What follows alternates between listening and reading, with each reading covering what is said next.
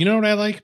I like pouring epoxy and jokes. And I thought, what would happen if I did a video that had both? Well, let's find out. You know, I once dated a girl who was a twin, and everyone's like, oh, how could you tell them apart, you know? I was like, it was easy, you know? Jessica painted her nails, and Michael had a big juicy Hello everybody, this is Dan from Screaming Donkey Woodwork, and today I'm going to waste $2,200 on deep pour epoxy. I bet you're thinking, oh great, another boring woodworking video. Well, this isn't a woodworking video. This is the Screaming Donkey Great Epoxy Showdown and jokes. Behind me I have a whole bunch of different brands of deep pour epoxy, and we're going to be pouring them into these 1x1 containers at a thickness of about 2 inches. Our dicks have been out longer than we're comfortable with once. Have you seen our dicks? Oh, yay tall ones. Strong nosed like their father, strong-willed like their mother. I typically don't follow the manufacturer's instructions because I do it my way, the way that I know works. And that's the way that I would really test these if I was testing these for myself. But since I'm testing this for everyone, I think the only fair thing to do is to follow the instructions. However, I'm pretty sure if I follow the instructions that some of the manufacturers put on their bottles, that these epoxies are going to flash cure. Because make no mistake, some of these epoxies just plain suck. You're such a jerk! Nonsense! What? Don't do two at once! Please! I'm sorry, it's just a habit. Don't say that! If an epoxy doesn't specify what temperature that it needs to be poured at, or that the epoxy itself needs to be heated up, I'm going to be pouring the epoxy in a 68-degree shop. Another thing is I never do a bucket transfer when I do my pours, but some of the instructions call for a bucket transfer. The reason I don't need to do it is because I typically degas. But since most people don't have a degassing machine, I'm not going to degas for this test. Whenever I'm doing it live, right about this time, somebody will make a fart joke. I don't really get it. Oh yeah, farts are funny. I get it now. You may ask yourself or me, what are the defining qualities of a deep pour epoxy that make me want to work with them? And I could say it really boils down to just a few things. One, I want to know that it's crystal clear. Two, I want to know if it's going to chip out when I start working on it with my tools. And three, I want to know that if it goes and has a little bit of UV exposure, that it's not going to yellow over time. Don't forget shrinkage. You mean shrinkage? Yes!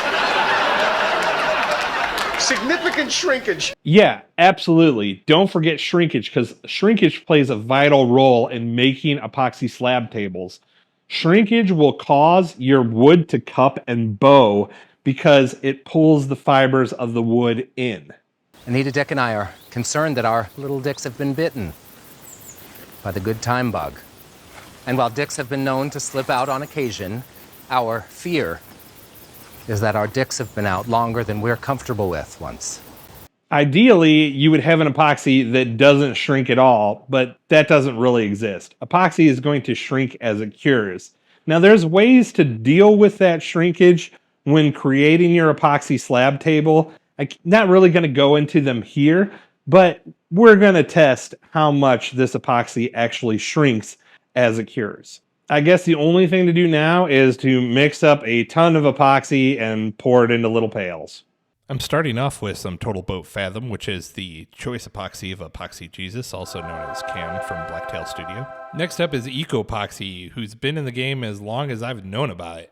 Next is another Canadian epoxy called Ice. Ice, baby. You got a tiny pecker or something? And next up was the Let's Resin, which I was super impressed with. This jug was so thick I couldn't even squeeze it. And it came with this little stir stick, which was so cute. Next up was Moss, which I've heard of before but never had the chance to use. And Promises Next, which a very good friend of mine uses on a regular basis. Next is Stonecoat, who used to be a sponsor of mine, and a bunch of great guys working over there at Stonecoat. Next up is Illumilite, who has also been in the game for a long, long time. But I have to pause here because there's a reason I put those 4 epoxies right in a row. Moss, Promise, Stonecoat, and Illumilite are all made by a company called Polytech.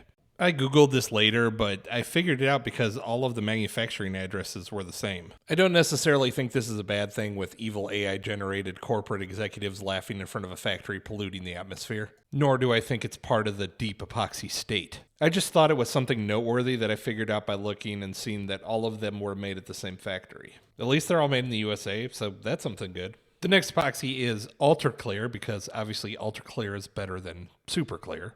I wasn't trying to threaten you. Well, you couldn't if you tried, not with that rinky-dink pinky you got between your legs. It is not rinky-dink. I've Googled what the average is. Next is Upstart. Never have used this epoxy and probably never will. You'll see why. Next up is Wisebond, whose label was obviously made by a lunatic. And the last one needs the audio. The last one, this is Magic Resin. It's in a super thin, easily squeezable bottle. And the part B is urine yellow. Looks like they just sucked in a little bit too. Yeah, well, yeah.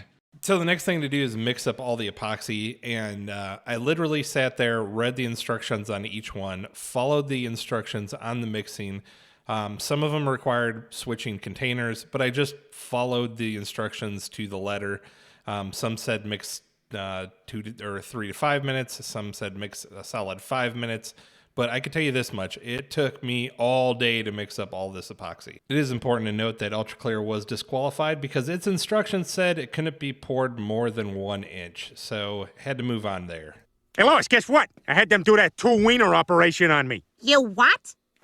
Double trouble! Uh-oh. That was the original. All right, so it's been about 2 weeks, and it's obvious who the winners and losers are. But I'm going to tell you the criteria that I use to judge everything. It's got to be clear. And when I say clear, we're just talking about how easy is it to see through. The bubble release is going to be important because that plays into the clarity, but I'm going to treat that as a separate category. So clarity, bubble release, and then we're going to go with color. So color is, again, something that plays into clarity, but is something totally different because there's a wide variety of colors from a green and a blue and a purple all the way down to a pea yellow. The one epoxy you're going to see today is a bright yellow, but I don't think it was intended to be that way. I think there was a mistake done, and I'm going to talk more about that later in the video. The next category I'm going to look at is shrinkage. And to me, shrinkage is one of the most important elements of a deep pour epoxy. Oftentimes, I'm using colors and pigments, and the actual clarity of the epoxy doesn't matter all that much, but shrinkage is really going to help determine how much wood and epoxy I'm going to have to shave off the project when it's completed. The last check that I'm going to do is for the brittleness of the epoxy. And the way I'm going to do that is I'm just going to bolt it down to my CNC machine and run the flattening bit over it pretty quick. We're going to be able to see how brittle it is by how much epoxy chips out of it. It's time to break them out of the molds. So this is our pea yellow magic resin. Actually, I don't think it's that bad of resin if it wasn't pea yellow. It's actually very clear and there's very little bubbles in it. But I'm 95% certain that the reason it's yellow is because it sat on the shelf for too long. This came directly from Amazon and it was this yellow. So if epoxy sits on the shelf for a long time, it can yellow. It actually expires. What about Viagra or Cialis? What about them? Well, if Peter could try them, they might help with his problem. Those are for man troubles? I've been prescribing them as antidepressants. Everything's just getting harder and harder. And here is the reason why I won't use Upstart. It had really, really bad shrinkage. Actually, this is more indicative of it flash curing, so it probably really can't be poured 2 inches in a regular shop. And this is our disqualified epoxy called Ultra Clear. Apparently it's not better than Super Clear because the instructions say you can only pour it 1 inch. And it came with a bonus. Enjoy the show.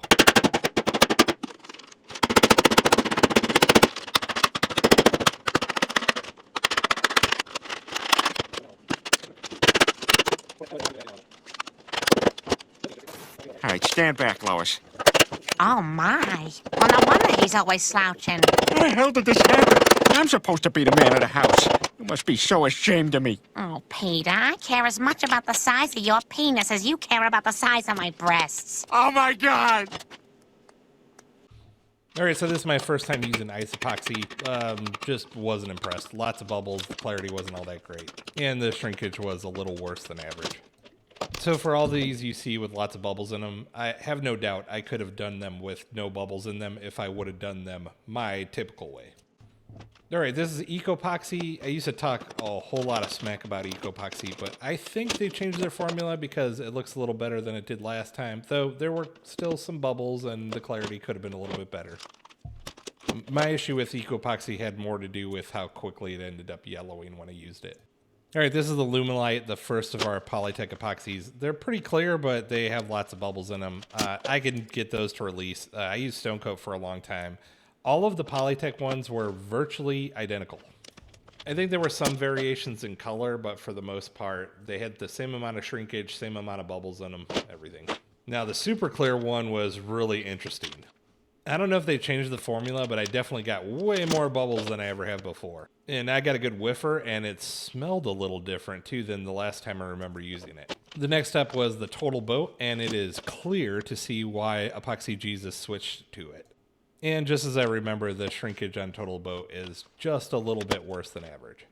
Now this is the Let's resin. I was really impressed with this. Very clear, very little shrinkage, very little bubbles, very good epoxy.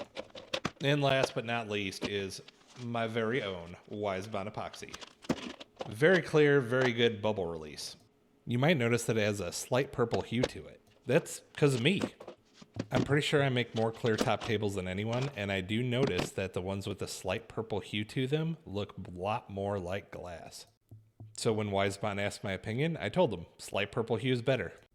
I'm sure they thought it through too. I wasn't the only influence there. But you can see here, Let's Resin figured out the same thing versus the Total Boat. And here's our mess left behind by the Ultra Clear. What have you got? A toad chode? Enough about my size. Do you want me to show you? Because I'll just show you right here, right now. Hey, don't you dare show my wife your pecker. So some interesting results with the clarity on the epoxies. I did not expect we were going to have a big mess from one of them all over the floor. All the rest of them popped out as I would expect they would. It does seem like the Ultra Clear bonded with the plastic in some way. Yeah, it was messy, and I probably should have put on some safety glasses after we started going with it because there's little plastic shards flying everywhere. It's not much different than what I saw from the top, so everything that I saw before from the top, I was able to rank them against each other equally as well. But there were a couple from the side that were just so much more clear than everything else, and I have to put that category together as Total Boat, Wisebond, and the Let's Resin. They were so much more clear than the other epoxies. It was, they belong in a different class. Now, shrinkage is something else that we saw, and most of the shrinkage was pretty equal across the board, with a few exceptions that had massive amounts of shrinkage, and one that didn't seem to have any shrinkage. And now that that's all done, I'm just gonna go ahead and set up my CNC table, and we're gonna pass a flattening bit over it as quickly as we can and see what kind of chip out results we get. So for this test, all I did was run the flattening bit over as fast as I can, and then I slowed it down until it stopped chipping out. And then once it would stop chipping out, I would mark down the speed at which I was running it so I would know where a good run pass was. Now, I did accept a little tiny bit of chip out, so you'll see some that look like they have chip out, and I marked them there because the sanding will take that little tiny bit of chip out of it. This seems like a weird place to even use a condom. Just shut up, Peter. I'm done with you. All right, you completely lied about why you were hanging out with me. What? I never lie. Well, except for that one time. Oh my God! My husband's having a heart attack! Is anyone here a doctor? I have a 13-inch penis. The best epoxies ran at 75% of my jog speed with little to no chip out.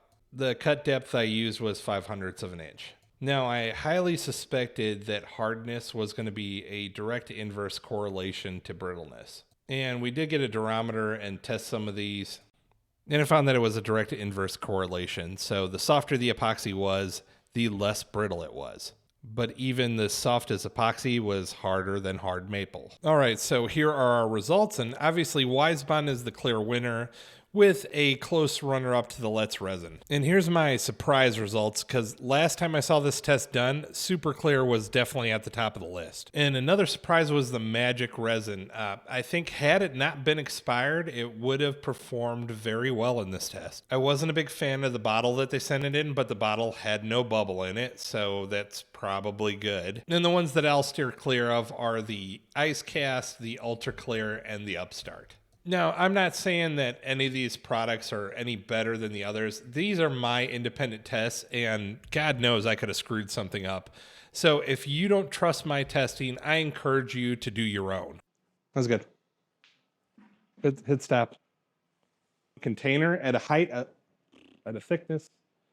Be pouring them into a 1x1 container at a... I like this party. Pussies. Cock.